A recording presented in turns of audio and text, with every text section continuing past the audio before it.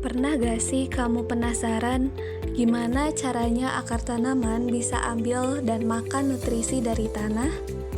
Padahal akar gak punya mulut seperti kita, tapi bisa menyerap unsur hara dengan sangat efisien.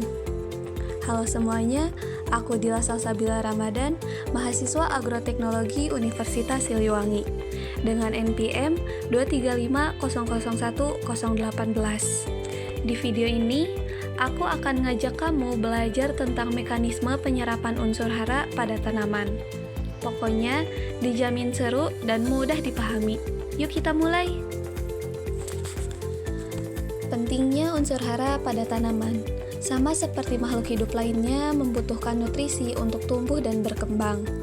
Unsur hara seperti nitrogen, fosfor, dan lain-lain berperan penting dalam pembentukan akar, batang, daun, hingga bunga dan buah. Kalau unsur hara tidak tercukupi, tanaman bisa tumbuh kerdil, daun menguning, bahkan gagal berproduksi.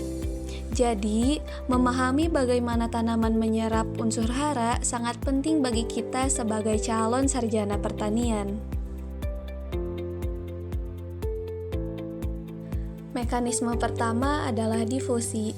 Difusi adalah proses perpindahan ion atau molekul dari daerah dengan konsentrasi tinggi ke daerah dengan konsentrasi rendah hingga tercapainya keseimbangan. Dalam tanah, proses ini terjadi ketika konsentrasi unsur hara di sekitar akar lebih rendah dibandingkan dengan yang ada di larutan tanah yang lebih jauh.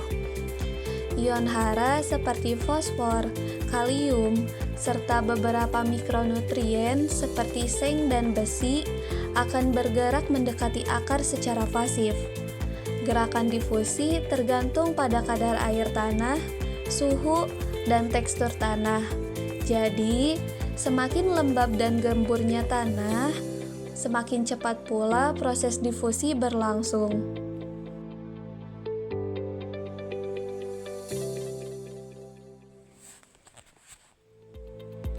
Mekanisme yang kedua adalah aliran massa atau mass flow.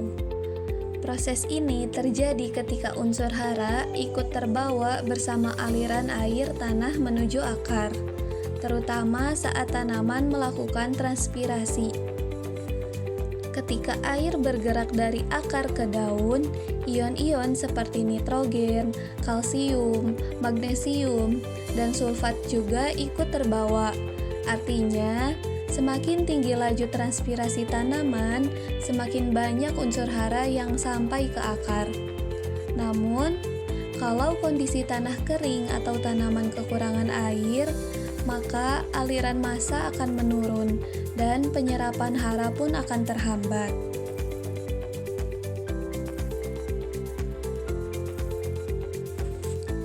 Mekanisme ketiga disebut intersepsi akar atau root interception.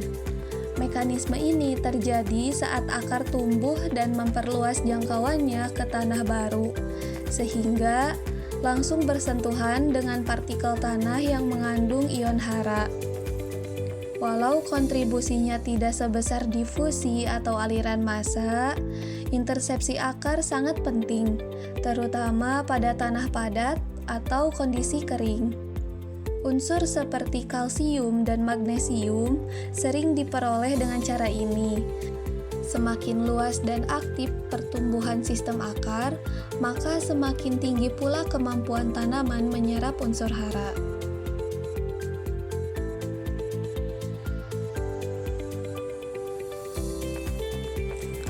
Jadi, ada 3 mekanisme utama penyerapan unsur hara oleh tanaman. Pertama, difusi, yaitu pergerakan pasif dari konsentrasi tinggi ke rendah. Kedua, aliran massa, yaitu ion hara terbawa air yang bergerak ke akar. Dan ketiga, intersepsi akar, yaitu penyerapan langsung saat akar tumbuh menyentuh tanah baru. Ketiganya saling melengkapi agar tanaman mendapatkan hara yang cukup untuk tumbuh optimal. Sekian pembelajaran kita hari ini, semoga bermanfaat dan sampai jumpa di video selanjutnya.